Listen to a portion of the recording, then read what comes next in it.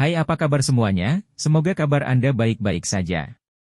Terima kasih karena sudah memberikan support dan juga kesetiaan Anda untuk membangun channel Codot Film. Yuk kita lanjutkan alur ceritanya, sambil siapin kopi dan cemilan, setting suara volume full. Gasken. 4. Keluarlah untuk orang tua ini.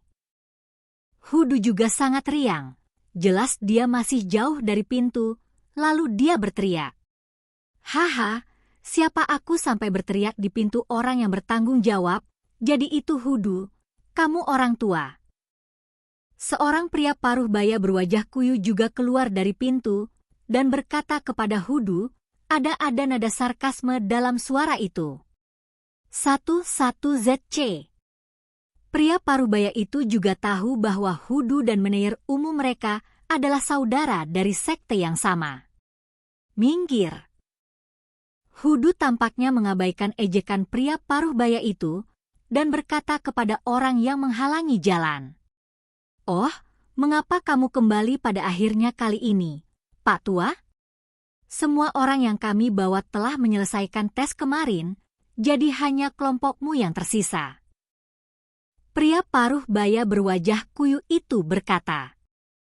Pria paruh baya yang menghalangi jalan adalah Shen Yu, dan dia juga seorang utusan yang bertugas mengambil tempat lain di benua Xuanling. Tetapi ada beberapa gesekan dengan Hudu selama proses pengambilan sebelumnya.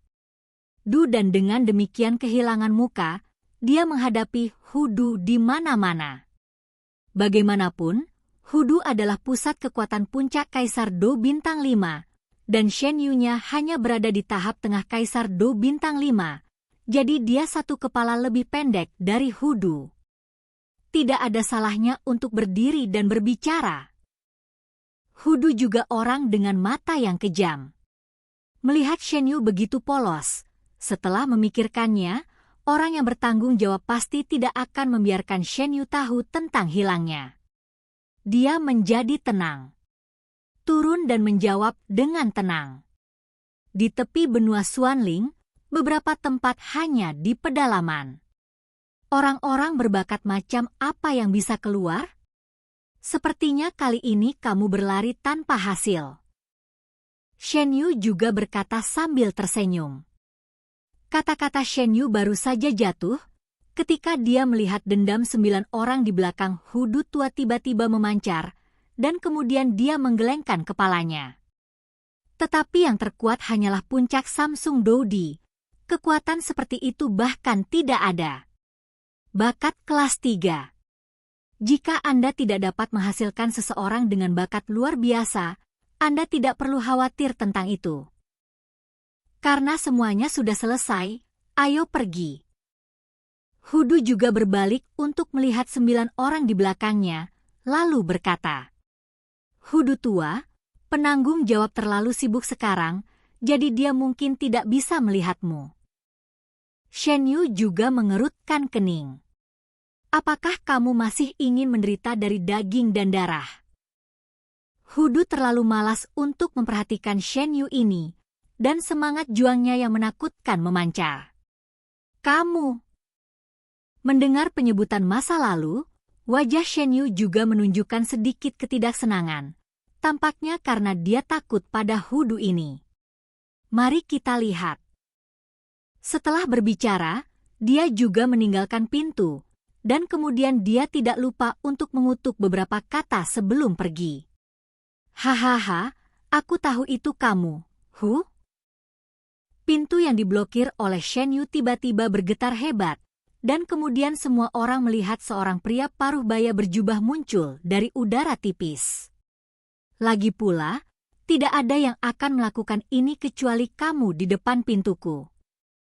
Setelah pria paruh baya itu muncul, dia meletakkan satu tangan di bahu Hudu, dan kemudian perlahan tersenyum pada Hudu. Jelas, hubungan antara keduanya juga sangat bagus, dan kemudian dendam besar pada Hudu perlahan ditarik dari tubuhnya. Ruang sobek? Dou di bintang 6 yang kuat? Xiao Yan juga berseru saat melihat ini. Lagi pula, di benua Dou ini, untuk mengobrak-abrik ruang, selain menggunakan beberapa senjata ilahi yang sangat langka, hanya mungkin untuk mencapainya dengan kekuatan. Melihat pria paruh baya yang bersemangat ini, tampaknya tidak ada fluktuasi lain di tubuhnya. Jadi Xiaoyan benar-benar yakin bahwa orang di depannya ini adalah pembangkit tenaga listrik bintang 6 Do Emperor yang asli. Kamu dan Shen Yu benar-benar melakukan ini setiap saat. Pria paruh baya itu juga tertawa. Ini adalah kepala eksekutif kami di sini, Wu Jiang. Mo Chen juga buru-buru memperkenalkan kepada semua orang. Semua orang mendengar kata-kata itu dan menyapa mereka dengan hormat. Senang bisa kembali. Apakah jalannya lancar? Wu Jiang juga bertanya. Masih seperti itu, hanya saja butuh waktu agak lama untuk datang dan pergi. Hudu juga menjawab sambil tersenyum. Aku sudah memberitahumu untuk tidak pergi kemanapun, tetapi kamu tidak mendengarkan. Wu Jiang juga menggelengkan kepalanya dan berkata, bukankah Yueyu ada di sana? Aku kebetulan mampir untuk melihatnya. Lagi pula, kita berpisah saat itu, tapi kita sudah lama tidak bersama. Hudu juga memandang Yueru dan berkata, Yueyu tampaknya memiliki anak perempuan lain, dan dia tidak terlalu muda. Saya tidak tahu apa yang terjadi sekarang. Wu Jiang juga melihat ke langit dan berkata, Nuo, benar kan? Hudu menunjuk sedikit, menunjuk ke tempat Yueru berada. Napas ini? Wu Jiang juga mengerutkan kening dan merasakan napas di tubuh Yueru. Generasi muda telah melihat Paman Wu, dan telah lama mendengar tentang dua teman ayahnya yang mengancam jiwa, Paman Hu dan Paman Wu. Yueru juga dengan bijak menghadapi Wu Jiangdao. Hei, ternyata kamu adalah Putri Yueyu. Tidak heran aku mengatakan aura di tubuhmu sedikit akrab. Kata Wu Jiang sambil tersenyum. Apakah ayahmu baik-baik saja? Saya mendengar bahwa dia diserang oleh monster sebelumnya, tetapi kekuatannya tidak bergerak maju. Kata Wu Jiang. Saya pergi ke King Cheng di bawah kendalinya. Cederanya juga sembuh, dan kekuatannya saat ini juga berada di tahap akhir Dou di bintang 5. Hudu tersenyum. Itu bagus. Kami bertiga berpisah hari itu, tetapi kami belum bertemu selama bertahun-tahun. Ketika saya selesai bekerja di sini, saya akan menemukannya untuk meminumnya selama 3 hari 3 malam. Wu Jiang juga tersenyum pahit. Yueru juga menanggapi dengan senyuman. Semua orang memandang Yueru, tetapi mereka tidak menyangka bahwa keluarga Yu yang tampaknya kecil ini ada hubungannya dengan keduanya. Jangan lihat aku, ini urusan ayahku, dan dia jarang memberitahuku.